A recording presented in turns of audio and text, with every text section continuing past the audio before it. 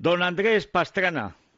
Don Federico, muy buenas tardes. ¿Cómo está todo por allá? Pues por acá muy complicado, con los jefes del Partido Socialista a punto de cargarse a su candidato, pero por suerte esto es incruento.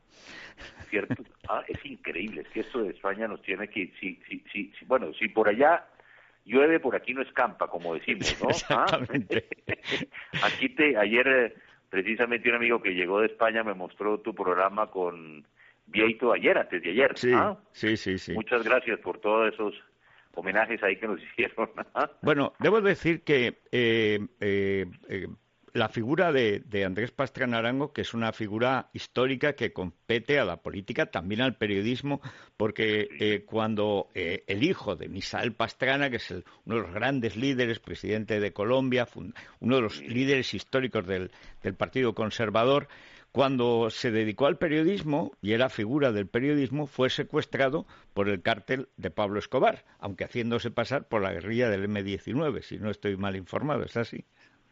Es así, efectivamente, es Pablo Escobar y además, Federico, con posiblemente el sicario que es más famoso hoy en día en el mundo, que es el señor Popeye, quien estuvo preso hasta hace un año. Hoy ya se encuentra deambulando por las calles de Medellín, ¿no? Bueno, es tremendo. En Colombia hablan también español, que hasta los sicarios tienen un talento oratorio asombroso. Yo vi recientemente un programa, Los años de Pablo Escobar, en el que participa usted junto con el expresidente Gaviria y algunos de los militares, el señor Pardo, el que era ministro de Defensa cuando por fin cazaron a Escobar, el coronel, creo que recordar que es Óscar Manzano, puede ser, que uno de los coroneles de inteligencia de la época de Uribe. Y la verdad es que en la clase política colombiana, en la que usted ha nacido, de la que ha formado parte y bueno, y a la que pertenece, digamos, en cuerpo y alma, ha tenido con el narcotráfico y con la guerrilla unas relaciones tremendas que en ese programa algunos de los periodistas del Espectador, el diario del heroico y asesinado Guillermo Cano, pues hablan de cómo un Estado es, digamos, incompetente, incompleto, un Estado pequeño, no es capaz de luchar contra un enemigo tan grande como el narcotráfico y periódicamente intenta pelear bien mediante el pacto, mediante lo que llamaba Jimena Díaz, pues ejércitos privados, el paramilitarismo. En su caso, realmente es extraordinario porque sobrevive milagrosamente a un secuestro, lo canjean por un policía cuando lo habían matado a su compañero de secuestro, y cuando va a ser candidato a la presidencia, resulta que acaban de matar a Pablo Escobar, el cártel de Cali es el amo, y el pueblo agradecido pues le permite nada menos que elegir a Daniel Samper, que como usted ha demostrado, fue elegido con un donativo probado de al menos 15 millones de dólares del cártel de Cali. Como dice usted, se robaron la presidencia porque ya lo tenían todo. O compraron la presidencia, no Daniel, porque es un colega periodista suyo, Federico, es Ernesto Samper. Perdón, Ernesto. Daniel es que lo conocí precisamente en Cambio 16. Sí, perdón. Claro, se me ha escapado porque fuimos casi compañeros de mesa. El periodismo hace también extrañas compañías. Pero brillante también. Creo que menos malo que el hermano. Pero más que yo lo que diría ahí, Federico, es que compraron la presidencia de Colombia. Sí. Que fue lo que nunca nosotros creímos o nos imaginamos, y por eso hablo yo un poco de este acuerdo de paz, cómo y de qué forma ya en Colombia tenemos una experiencia que fue funesta, que es el acuerdo precisamente que usted hace mención entre Pablo Escobar y César Gaviria. Claro, hay una cuestión que cuando yo leí su entrevista, que creo que tuvo, aparte del eco que naturalmente en nuestra radio le dimos, tuvo un eco porque lo que decía era verdad y porque había un movimiento de presión para que fuera el rey de España a amparar esa firma de ese siniestro acuerdo entre Santos y Timochenko, el criminal jefe actual de las FARC. A mí me sorprendió porque precisamente usted, al llegar a la presidencia, cuando a la siguiente legislatura ganó holgadísimamente, además, la candidatura a Horacio Serpa, que había sido, creo que, ministro de Justicia o así con Samper, del interior, Sí, pues casi peor sí, todavía con esos bigotes. Bueno, sí. usted ganó con más del 50% de los votos e hizo dos cosas, no sé si simultáneas o sucesivas. Lo primero, abrir un proceso de diálogo con las FARC de entonces, de Marulanda, de Tiro Fijo, el pacto de Caguán, y al mismo tiempo, o poco después, organizar lo que Álvaro Uribe ha dicho en esta misma radio recientemente, que fue el primer intento serio de acabar militar con la guerrilla, que fue el Plan Colombia. ¿Por qué usted, habiendo estado secuestrado, pensó que era posible un pacto con las FARC? Recuerdo que nuestro común amigo, conocido Plinio Puleyo Mendoza, le criticaba entonces: este hombre Sí. parece mentira cómo puede ser tan inocente. Duró unos meses aquel acuerdo con la zona de despeje. ¿Qué falló entonces y qué se está repitiendo ahora, o se trata de cosas totalmente distintas? Yo creo, Federico, que son cosas totalmente distintas. ¿Por qué? Esa es muy buena pregunta. ¿Por qué yo me comprometo a hacer un proceso de paz con las FARC? Hay que llamar la atención que en octubre de 1997, meses antes de la primera vuelta presidencial en Colombia, que se celebraba en mayo de 1988, en las elecciones de gobernadores se metió en una urna especial, Federico, una papeleta que se llamó el mandato por la paz. Uh-huh. Los colombianos, esa papeleta no se contaba, simplemente los jóvenes de Colombia dijeron: vamos a poner una urna junto a las urnas de elección para que la gente vote si quiere la paz en Colombia o no. Estamos hablando de 1997, 10 millones de colombianos depositaron una papeleta por la paz. Todavía nadie en Colombia, Federico, ha logrado sacar esa votación. ¿Qué significaba esa papeleta? Esa papeleta significaba que era un mandato que se le entregaba al presidente que iba a ser elegido meses después, que su primera obligación era buscar la paz de Colombia. Yo ni siquiera era candidato en octubre del 97. Uh-huh. Cuando llego ya a la candidatura, entiendo que ese es un mandato del pueblo colombiano diciéndole al presidente de Colombia: presidente, busque hacer la paz. Uh-huh. Usted recuerda, Federico, que yo me meto y yo dije, entre la primera y la segunda vuelta, yo le dije a los colombianos que si yo ganaba las elecciones, lo primero que iba a hacer era ir a las selvas de Colombia a hablar con Tiro Fijo. Y fue, siempre dijeron: estos Pastrana, ¿cómo son estos Pastrana? De ¿Qué loco, carácter? Porque lo hizo. Me metí y le pregunto a Tiro Fijo ese día: ¿cuántos guerrilleros tengo yo aquí cuidando la zona donde estoy reunido con usted? Y me dijo: presidente, hay 2.500 guerrilleros. Y yo estaba absolutamente solo. Uh-huh. ¿Qué significa aquí? Yo le dije a Tiro Fijo ese día: mire, Manuel Marulanda, yo quiero hacer la paz de Colombia porque es un mandato que me entregaron los colombianos. Yo, de todas formas, voy a fortalecer un ejército para la guerra o un ejército para la paz. Y usted, como comandante de las FARC, va a decirme para qué quiere que utilice el ejército, si para la guerra o para la paz. Y por eso creo el Plan Colombia. Porque si usted recuerda, Federico, entre enero de 1998 y agosto del 98, cuando yo me posesiono, estaba el presidente Samper en la presidencia, uh-huh, se habían secuestrado más de 1.000 soldados y policías. Era tremendo, sí, sí. Más de 1.000 soldados en 6 meses, y eso es lo que me toca a mí cuando llego yo precisamente a la presidencia. Segundo, el presidente Samper no tenía visa, y no tiene visa para ir a los Estados Unidos, porque lógicamente se comprobó, como usted bien lo acaba de decir, que el narcotráfico compró la presidencia de Colombia, y al finalizar mi gobierno terminamos siendo nosotros los terceros mayores receptores de ayuda de los Estados Unidos después de Israel y de Egipto. Uh-huh. Eso fue lo que permitió crear un ejército moderno, fortalecer un ejército claro, como nunca antes en la historia de Colombia, que es lo que yo le dejo a Álvaro Uribe.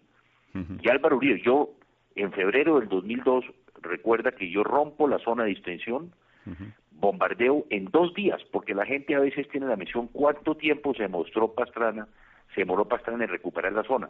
24 horas.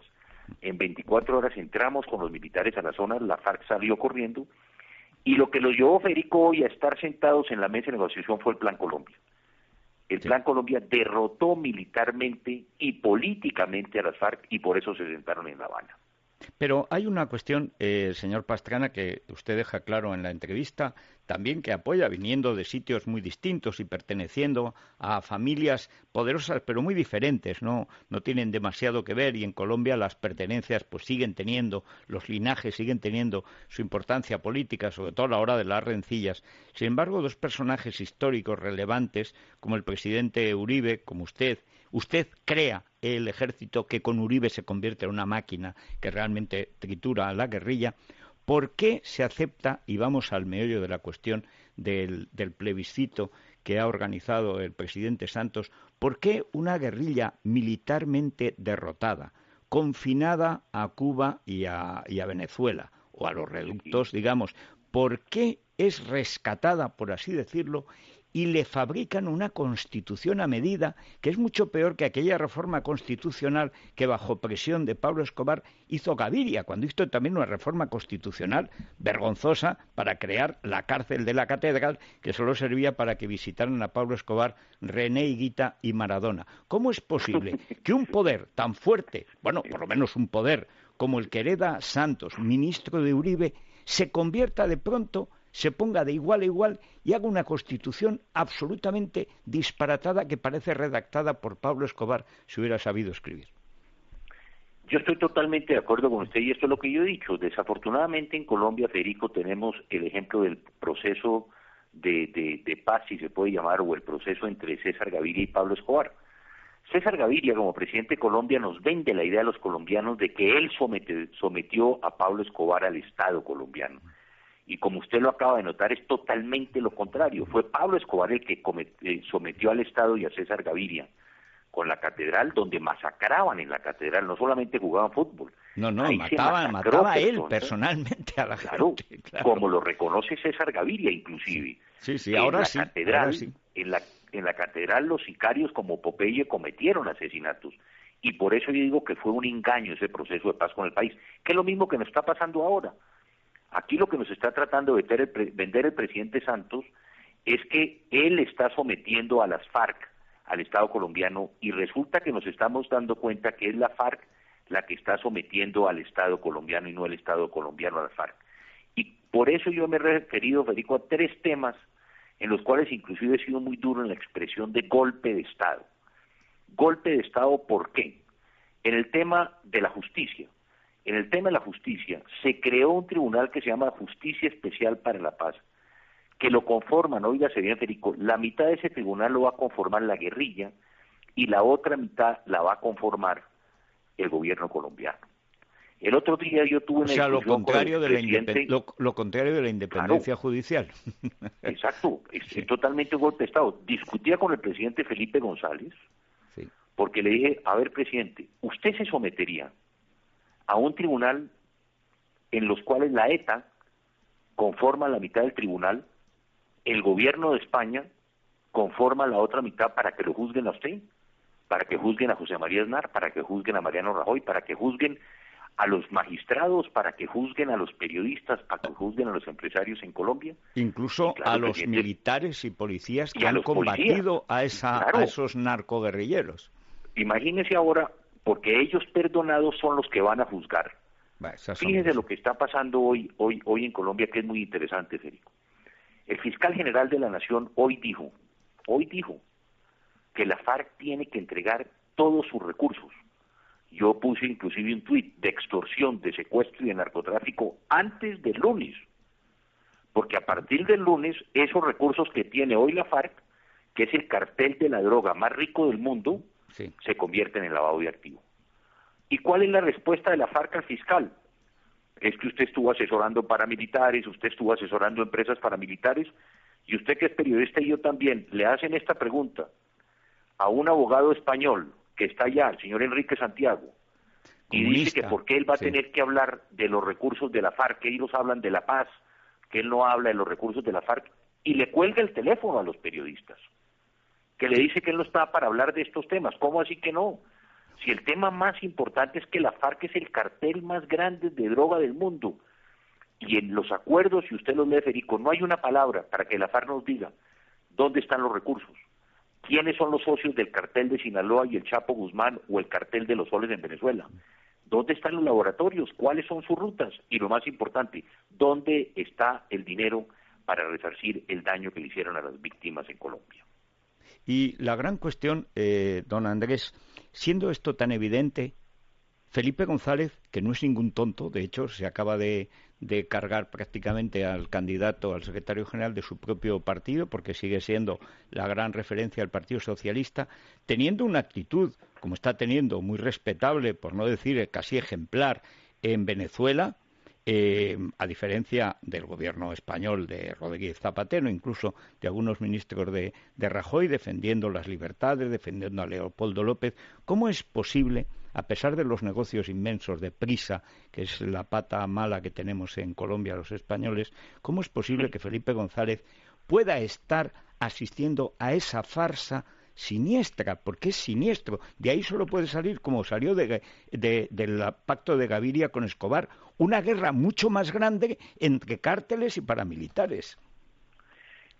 Dos o tres temas que yo creo que son importantes. El presidente González lo ha dicho, y yo creo que lo ha dicho en España y lo dijo en Colombia, que no es el mejor acuerdo, que es un mal acuerdo, pero que es mejor un mal acuerdo que el tema de la guerra. Yo no creo. Cuando uno se sienta a negociar, Federico, uno tiene líneas rojas. Sí. Y aquí el presidente Santos borró esa línea invisible que quedó hoy en día entre el bien y el mal. Hoy el presidente Santos, y en este acuerdo es el primer error que se cometió, en que era un proceso entre victimarios y víctimas, que éramos los colombianos. Y si usted lee el acuerdo hoy, o todos somos víctimas, Federico, o todos somos victimarios. Segundo, ¿cómo podemos entender lo que yo dije en el ABC, y afortunadamente el rey Felipe VI no vino a Colombia? Lo que se celebró en Cartagena hace 2 días fue un acto político, porque la FARC y el gobierno ya habían firmado el acuerdo de paz, porque si no se hubiera firmado el acuerdo no podría haber un plebiscito el próximo domingo. Lo que hubo, y nosotros lo hemos denunciado, digo nosotros porque con el presidente Uribe llamamos la atención a los jefes de Estado y de Gobierno y a los ministros de Relaciones Exteriores, les hemos dicho, señores, ustedes están interviniendo en un acto político a favor del sí. La Carta de San Francisco de las Naciones Unidas, resoluciones de las Naciones Unidas prohíben la intervención directa de jefes de Estado en la política interna de nuestros países. Y lo que hubo ayer, o antes de ayer, perdón, en Cartagena fue un acto eminentemente político. Y eso lo denunciamos. ¿Cómo sería de político? Yo digo que lo que reafirma que es político es que el expresidente Uribe y yo no estuvimos invitados al acto. Ni siquiera si nos la verdad invitaron. Era la paz, no nos invitaron. Las altas cortes tampoco se hicieron presentes. Si de verdad era un acto para traer la paz de Colombia, ¿por qué excluyen a expresidentes y a miembros de las altas cortes, y algunos de ellos se excusaron de ir? Entonces, esa es la preocupación y lo que decimos nosotros. El otro tema, Federico, que hay que estar, y yo creo que España desafortunadamente lo viene impulsando, que es la suspensión de la FARC de la lista de narcoterroristas de Europa. La FARC sigue delinquiendo. La FARC no ha entregado las armas. ¿En qué país del mundo, usted que es un gran periodista, ha oído que se pueda celebrar un proceso electoral cuando las armas siguen en manos del enemigo con el cual vamos a celebrar un debate electoral? La Corte Constitucional en Colombia dijo que la FARC tenía que entregar sus armas antes del plebiscito, y las FARC armadas están ejerciendo presión a ciudadanos en los lugares más lejanos de Colombia. Entonces, ¿cómo podemos entender esto? Que los vayan a sacar de la lista de terroristas cuando es el cartel más rico del mundo. Y por último, los frentes de la FARC que están dedicados a la droga, esos frentes como el primero, y se dice que hay 3 o 4 más, no se van a someter al proceso de paz, ya lo dijeron. Y tan es así que en el fin de la conferencia que celebraron las FARC en San Vicente del Caguán, en esa reunión dijeron que le pedían a los frentes, primero en especial al número 1, que se sometieran a un proceso de paz. Pero eso, a mi opinión, es puro teatro. Las FARC firma la mitad el papelito, se colocan de diputados, tienen televisiones, tienen radios, y la otra mitad sigue con el negocio. Es que es una cosa... Claro. Eso es lo más grave. Lo que yo digo, no hay en el acuerdo. Pero además, Le voy a dar simplemente un dato si tengo un minuto. Sí, sí. Cuando yo llego al gobierno, Federico, teníamos 180.000 hectáreas de cocaína, ¿ok? Cuando yo creo el Plan Colombia en el año 2000 y yo termino mi gobierno en el 2002, les entregué al país 90.000 hectáreas, redujimos a la mitad la coca. El presidente Uribe continuó con el Plan Colombia y terminamos en 40.000 hectáreas. El presidente Santos hace 3 años le dio a la FARC la posibilidad de aumentar su negocio de la droga y prohibió la fumigación aérea. En el primer año pasamos de 40 a 90.000 hectáreas de cocaína. En el segundo año, de 90.000 a 150.000. Y este año, Federico, las Naciones Unidas calculan en 200.000 hectáreas lo que le deja Santos a la FARC. Es decir, en 3 años del gobierno del presidente Santos, en que le entrega a la FARC la fumigación, quintuplicaron el negocio, porque tienen 200.000 hectáreas que producen coca, aumentaron multiplicaron por 5 su producción y aumentaron, óigase bien, sus ingresos en un 60% por la devaluación que ha vivido el peso frente al dólar en los últimos años. Pues yo creo que ahí y por último, Perdón, el acuerdo, solo una cosa en el acuerdo, que yo digo que casi se podría decir que es la legalización de la cocaína en Colombia, o de la droga heroína también, porque son las plantaciones de amapola. En el acuerdo, si usted lo lee, ya no se habla de los cultivos ilícitos. Óigase bien, porque la FARC es especialista en manejar la lengua castellana. Se habla del uso ilícito de los cultivos. Entonces, ¿qué significa esto? Que el campesino podrá sembrar coca siempre y cuando no sea utilizada ilícitamente, que como todos sabemos va a ser utilizada.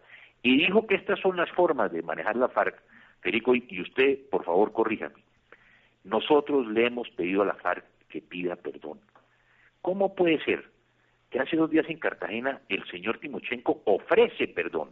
Sí, además lo dijo como si hiciera el favor. Sí, sí. Exacto, en la lengua castellana, sí. Nunca en la literatura que no he leído, la gente ofrece, sino pide perdón por los actos que pudieron haber cometido. ¿Cómo así, señor Timochenko? Ustedes cometieron más de 250.000 homicidios en Colombia y es lo que yo digo, uno ofrece clemencia o pide clemencia, son 2 cosas totalmente distintas. Sí. Pero el señor Timochenko no pidió perdón, Federico, hace 2 días. Trató de jugar con la lengua castellana diciendo que ofrecía. No. Aquí usted tiene que pedir perdón por los daños causados a los colombianos. Hay una última cuestión, porque volveremos, por desgracia, sobre esto. Esto es un camino de perdición, un camino que solo traerá más violencia, desprestigio de las instituciones, una generación perdida, en fin, todo lo que pasó con Gaviria, pero corregido y aumentado. Estos días hemos vivido una verdadera campaña, yo creo que lo he visto alguna vez en el palco del Real Madrid, contra James, contra el futbolista del Real Madrid, porque se ha negado a apoyar ese pacto. Ha habido otro futbolista menos conocido, aunque de la selección, que es del Alavés, que ha dicho que está en contra del pacto porque además, como no, está claro que Santos no lo hace por Dios, pues es evidente que solo puede venir el mal. Pero como Daniel Torres es menos conocido que James, no ha tenido que no ha tenido que aguantar los insultos de uno de estos sicarios periodísticos, porque llamarles periodistas sería excesivo, del grupo Prisa, que es el gran valedor de este siniestro proceso. Aunque James es un fino jugador, ¿usted cree que va a resistir la presión hasta el domingo? Yo creo que sí. Además, como usted dice, es que uno no entiende esta presión que se hace, o bien sobre un jugador como James o sobre un artista. Hay artistas que están a favor, otros que están en contra. Algunos lo han expresado, otros no. Pero yo le hago una pregunta, ¿por qué este tipo de periodistas, más bien Federico, no le pide a los presidentes de América Latina que puedan declarar acerca de las violaciones de los derechos humanos, de la dictadura, de la crisis humanitaria que se está presentando y alimentaria en Venezuela? Es increíble pensar que hay periodistas que le dicen a un jugador que salga a expresar si va a votar sí o no en un plebiscito absolutamente amañado, porque aquí y también lo que tenemos que decir, yo no sé, Federico, si usted sabe, en los últimos 3 años se han gastado $1.000 millones comprando medios de comunicación. comprando precisamente foros.